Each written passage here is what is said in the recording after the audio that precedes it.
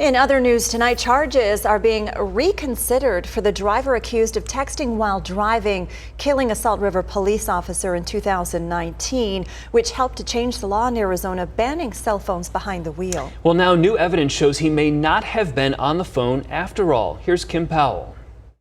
In January 2019, Officer Clayton Townsend was just 26 years old when he was killed on the Loop 101 in McDowell. While pulling over a vehicle, Jerry Sandsted's car drifted over several lanes, hitting and killing the Salt River police officer. At the time, DPS said Sandsted admitted to texting while driving, and almost 2 years later, a grand jury indicted him on manslaughter.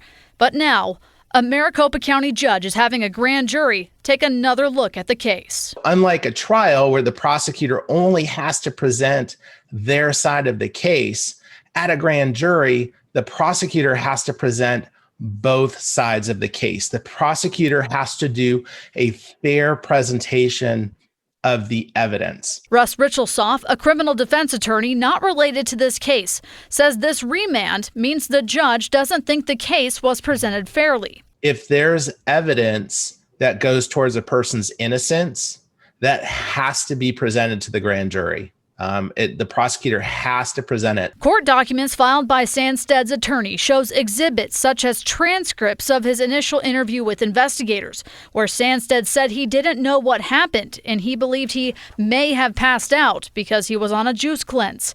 At the hospital, medical staff said he had an injury on his tongue consistent with a seizure, and then later, after he was booked into jail, he had another seizure.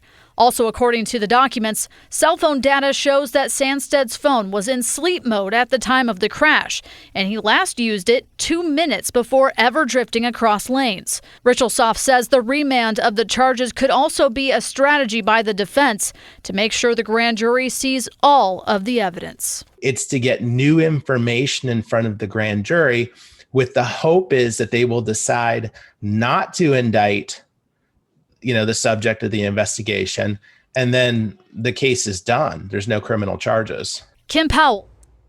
We reached out to Officer Townsend's family. They said it's simply too soon to comment. They're waiting to see how this all plays out.